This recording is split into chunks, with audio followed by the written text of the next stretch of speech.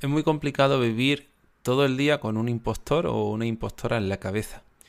Estos pensamientos y sensaciones son muy frecuentes hoy en día, sobre todo en el ámbito profesional. En el episodio de hoy voy a tratar de darte una explicación sobre cómo funcionan estos pensamientos o por qué tenemos este síndrome y cómo empezar a hacerle frente a él. No te despegues, que empieza otro episodio de Aterrizaje de Emergencia.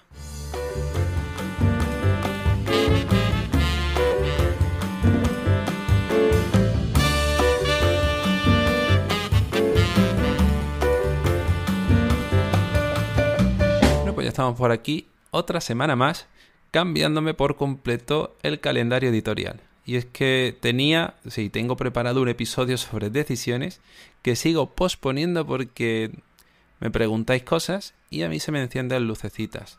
Coincide también con que últimamente veo en consulta a muchas personas que están lidiando con este tipo de pensamiento, con estas sensaciones.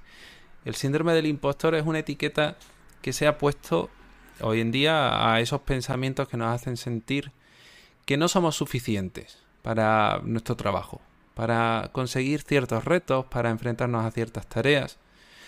Es verdad que se da más en profesiones donde las cosas no son muy concretas, muy tangibles, ¿no? Por ejemplo, va a ser más difícil que una persona que se dedique a construir muros tenga este tipo de pensamientos.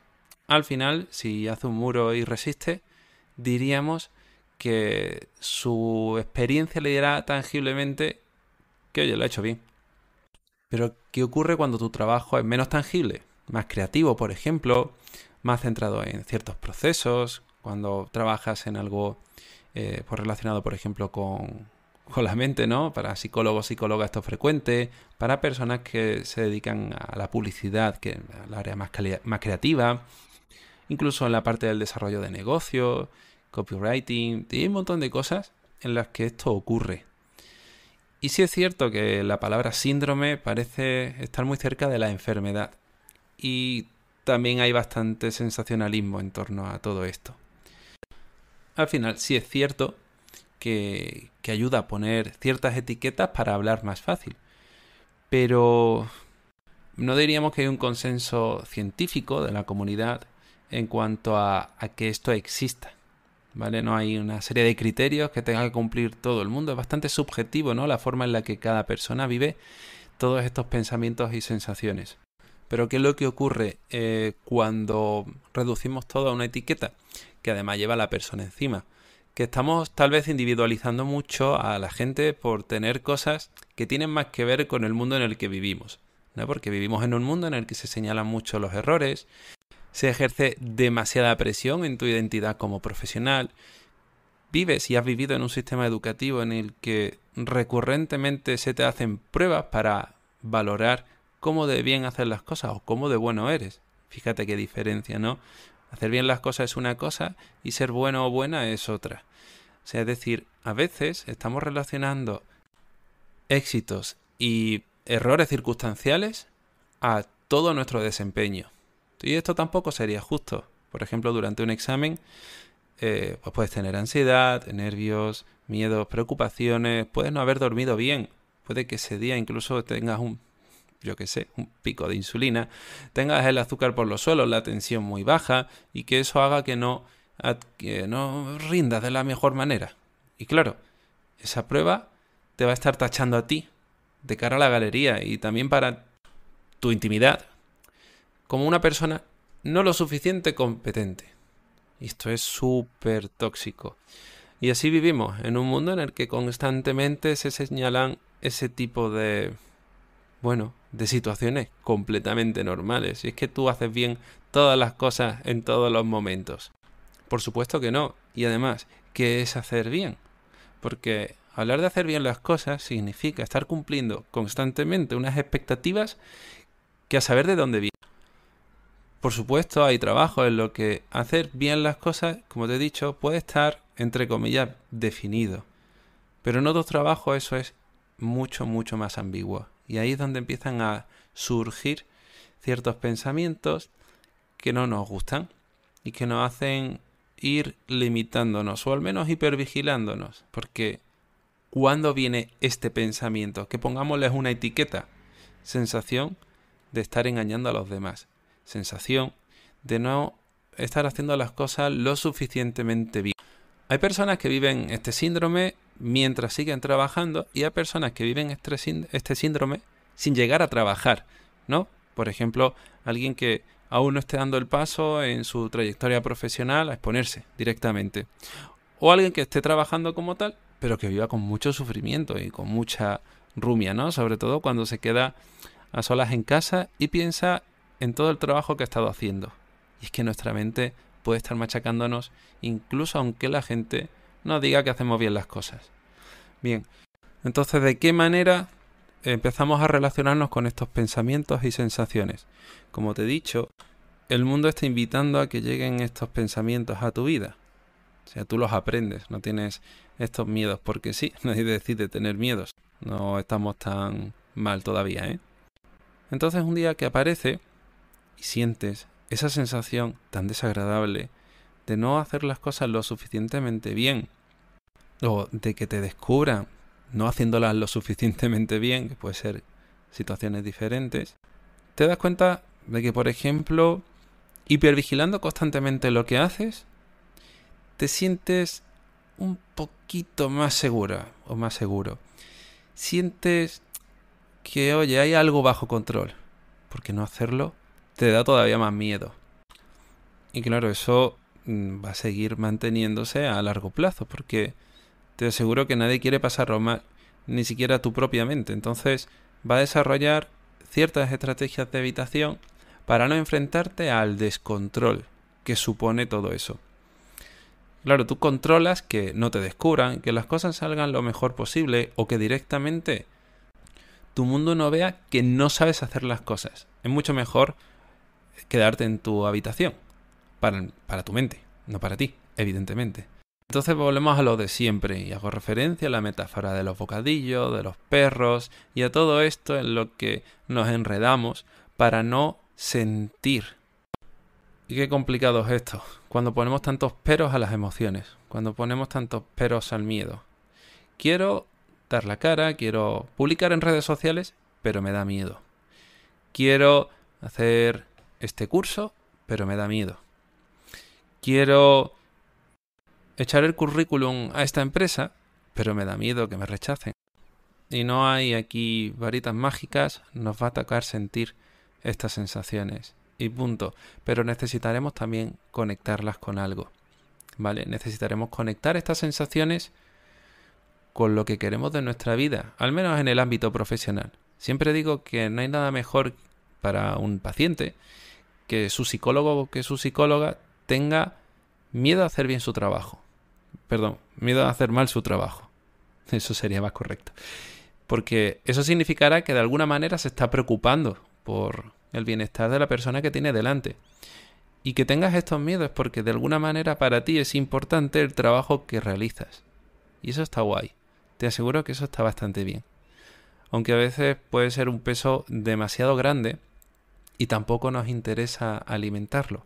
¿Sabes? Nuestros miedos a veces son como un cachorrito que aparece y nos gruñe y como nos da pena, lo alimentamos.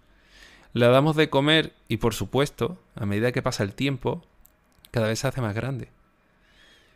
Y llegará un momento en el que ese rugidito será pues algo que te dé bastante miedo. ¿Y quién le deja ahora a ese bicho sin comer? Porque llevarás tanto tiempo alimentando todos estos miedos que ya ni siquiera te identificas con la persona que hace aquello que le importa. ¿Sabes? Yo he vivido esto. También tuve un parón en mi trayectoria profesional. Y de hecho ahora mismo diría que lo tengo. En cuanto a la exposición pública, en directo, quiero decir. Antes de la pandemia yo daba muchos cursos.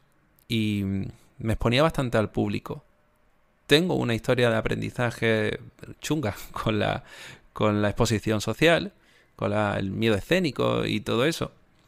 Entonces tuve que hacer bastante trabajo para empezar a dar charlas, conferencias, di hasta una TEDx, con los picos de ansiedad más grandes que he tenido nunca. Y oye, parecía que todo iba guay, hasta que llegó el confinamiento y se cesaron los eventos presenciales. Eso, junto a bastante carga de trabajo, hicieron que ese miedo que ya había estado conmigo durante 20 y tantos años, pues se fuese alimentando. Claro, por no estar acercándome a él, ya le estaba dando de comer.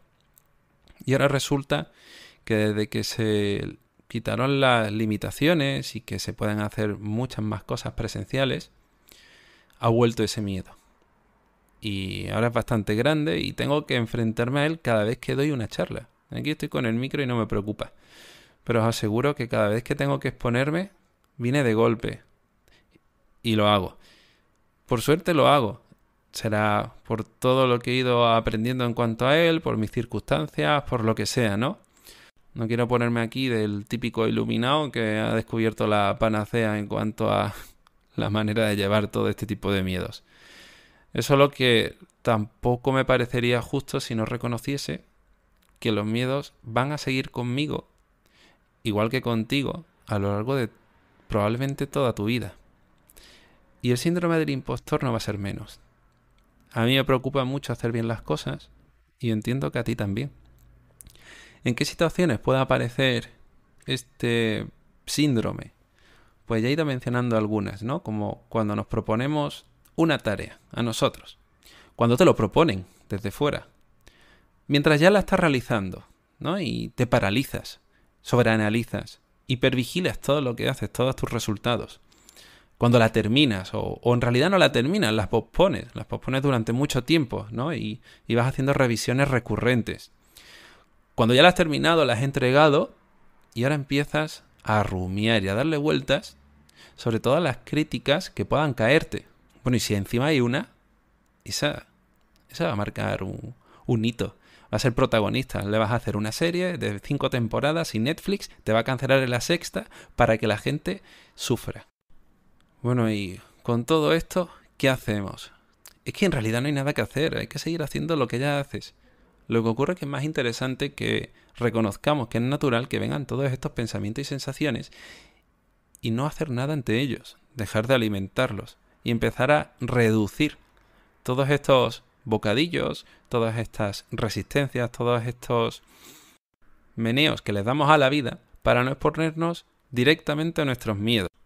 Sí, el miedo es solo miedo.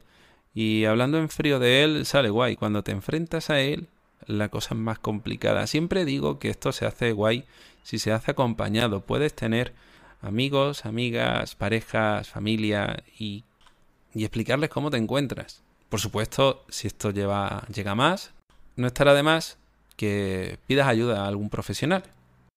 Pero nada de esto va a hacer que la sensación desaparezca. Si tu objetivo es que la sensación desaparezca, estarás enredado en la misma trampa de siempre. Necesitaremos conectar, como te he dicho al principio, esta sensación con eso que para ti es importante. Porque cada vez que des un pasito hacia esa sensación, también estarás avanzando en esta vida que te estás diseñando, vamos a decir. En tu puro autoconocimiento te darás cuenta de que de cuándo estás hipervigilando una tarea, de cuándo estás paralizándote en el análisis, de cuándo estás posponiendo una entrega, de cuándo estás evitando enfrentarte a una entrevista de trabajo. Yo creo que tú ya eres consciente de muchas de esas cosas y aún así, evidentemente, te cuesta exponerte a todo eso. Pero puedes hacerlo poco a poco, no necesariamente tienes que saltar al vacío de golpe y porrazo. A mí me gusta hacerlo, claro, pero sé que no siempre es recomendable, entonces podrías hacerlo gradual. Podrías proponerte pequeños retos en tu agenda. Esos compromisos son importantes porque si no, quedan en el olvido. Y es que a nuestra mente le encanta olvidar aquellas cosas que no le interesan. Pero si lo tienes en la agenda, lo tienes condicionado a un hábito, lo tienes condicionado a otra persona tal vez, ¿no? Que te comprometas socialmente con alguien diciéndole, voy a echar este currículum, por ejemplo, ¿no? No, de repente no. Recuerdo a mucha gente que ha sido un antes y un después empezar a publicar tal vez su podcast o en Twitter o en redes sociales en general o simplemente promocionándose en alguna página. Yo recuerdo estas sensaciones también antes de dar mi paso a psicoterapeuta y, y al final no hay nada que hacer de puente, ¿no? Para sentir un poco menos ciertas sensaciones. Tenemos que dejar que nuestro cuerpo fluya con suavidad y autocompasión entre todo eso. ¿Qué significa esto de la autocompasión? Oye, pues que tampoco hay que estar siendo estoicos en todos estos retos. Tampoco tenemos que estar machacándonos por no conseguir ciertos objetivos. Nosotros nos vamos a facilitar las cosas siendo conscientes de que esos miedos van a aparecer. Y si cada vez que venga ese miedo o esos pensamientos, tú los relacionas con estar avanzando ni siquiera profesionalmente, sino vitalmente, pues tal vez sea más fácil. No porque la sensación desaparezca, sino porque tendrá, como siempre, un significado. Ya sabes que los pensamientos son solo pensamientos, pero si tú no eres capaz de reconocer la categoría de ese pensamiento, pues será todavía más difícil, ¿no? Para esto hay un montón de tecnicismo. Yo solo quiero que tú te des cuenta de que los miedos cogen muchas caras. Que el síndrome del impostor es esa sensación condicionada, esos pensamientos ahí condicionados, ese tema condicionado, ese miedo a que te descubran o ese miedo a no hacer bien las cosas, y que se puede convertir en mensajes implícitos y explícitos. ¿Y con esto a qué me refiero? Pues me refiero a que te van a salir excusas y ya está. Te pueden salir excusas que te parezcan súper creíbles, como por ejemplo, bueno, yo lo haré mañana, o creo que necesito formarme un poco más para esto, todavía no es el momento, a ver si me encuentro mejor mañana y ya lo hago, o efectivamente tengo que revisar este trabajo, ¿no? Porque seguro que se me escapa algún detalle. Evidentemente estos mensajes, como siempre, pueden llegar a ser útiles en algún momento, pero es que tú sueles tener esta tendencia. Entonces estas excusas son una de las caras que está teniendo tu miedo. Por otro lado, pueden ser directamente mensajes explícitos. Y eso significa que te dirás cosas como: no me siento preparada, me da mucho miedo hacer esto, o creo que eso no es para mí. Y este es un poco ambiguo. Este mezcla ahí las cosas entre tengo miedo, pero es que en realidad eso yo creo que tampoco encaja en lo que yo soy capaz de hacer. Sigue siendo lo mismo, sigue estando ahí debajo esa sensación, ese síndrome del impostor, o llámalo como tú quieras, ¿vale? No sé, a lo mejor dentro de 5 años le ponen otra etiqueta para posicionar en SEO y es así como lo llamamos. Yo quiero que ahora tú te centres en ti y en tu tendencia habitual. Porque si lo normal es que pospongas algo debido a estos miedos, vamos a procurar hacerlo antes, vamos a acelerar ese tipo de pasos hacia adelante y vamos a aprender a hacer las cosas con miedo. Y dices, qué fácil lo dices, Darío. Pero te he dicho antes que no hace falta que empieces con el miedo más grande. Puedes, no sé, racionalizártelo. Se te va a quedar miedo para siempre. O sea, no se te va a gastar, no pasa nada. Podemos ir haciéndolo poco a poco, no te preocupes. Encaja ese miedo en un momento concreto de tu día, pero sobre todo, espera tenerlo. Espera hacer las cosas con miedo y abrázate a él, porque eso significará que estás avanzando. Ya llevas mucho tiempo luchando contra esas sensaciones y no demostrándole al mundo, ni siquiera a ti, lo que eres capaz de hacer. Porque por supuesto tu mente está viviendo historias independientes de aquello que estás viviendo. Sobre todo si hay muchos momentos en blanco donde tu mente vuela libremente. Y es que en la parálisis por análisis, nuestra mente va a seguir desarrollando escenarios alternativos a aquello que efectivamente puedas acabar viviendo. Y esto no te va a evitar cometer errores. No te va a evitar, vamos a decir, romper expectativas. Sean tuyas, de tus clientes, de tus jefes, de quien sea, da igual. Vas a seguir viviendo con el error. Y tendremos que aprender a sentir ese error y a aprender de manera un poquito más autocompasiva de todo eso. Hay una técnica, hay un ejercicio que a mí me gusta mucho hacer cuando cometemos un error. Y consiste en, por lo menos, ser consciente de aquello que ha pasado y lanzar nuestros pensamientos o nuestro discurso hacia el futuro. De la manera en la que podamos aprender algo concreto y practicable de aquí hacia adelante. Por ejemplo, y ya aquí te voy a poner otra anécdota mía, que creo que ya alguna vez la he contado. Cuando empecé a coger la moto por primera vez, yo tenía mucho miedo porque, bueno, en mi historia hay accidentes con motos, hay muchas cosas y por supuesto tenía miedo a coger la moto, aún así era muy útil y ahí decidí cogerla, decidí comprarme una y ok, para adelante. Pero yo tenía miedo constantemente. Cada vez que cogía la moto tenía el pensamiento de que me iba a matar. Y además me veía bastante torpe. Tenía el pensamiento de que en algún momento iba a tener un accidente y me iba a meter en bronca con alguien. Un día me metí, ya un poco más envalentonado, me metí entre unos coches y le di con el manillar a una moto. No le hice nada, ha sido lo único que me ha pasado con la moto, pero yo en ese momento viví una crisis. La persona de la moto me miró mal. No le había hecho nada, pero le había dado la moto, claro que me miró mal. Y yo estuve con unos pensamientos muy desagradables en mi cabeza durante el resto del trayecto y también durante el resto del día. Pero por suerte en ese momento, y digo por suerte porque a veces esto es solo suerte, aunque también podríamos decir que escuchar este episodio está siendo una suerte, ¿no? Entonces eso tal vez te está ayudando. Que por suerte digo, me vino esta herramienta, esta idea, esta forma de entender ese error. Y me dije que ok, no era el momento de aventurarme entre esos pasillitos de coches. Que ya lo haría en el futuro, cuando viese que era más hábil con el manillar.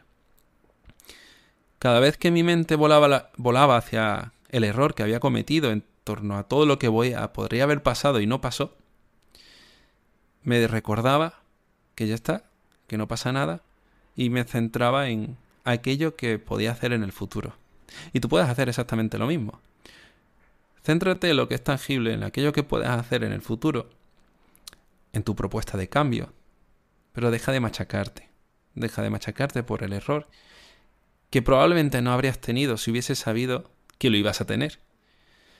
Porque de lo que eres consciente ahora, no lo eras entonces. Porque la persona que... no me gusta decir esto de la persona que eras. Vamos a decir que la versión de ti que tenía todos esos pensamientos y sensaciones no está ahora.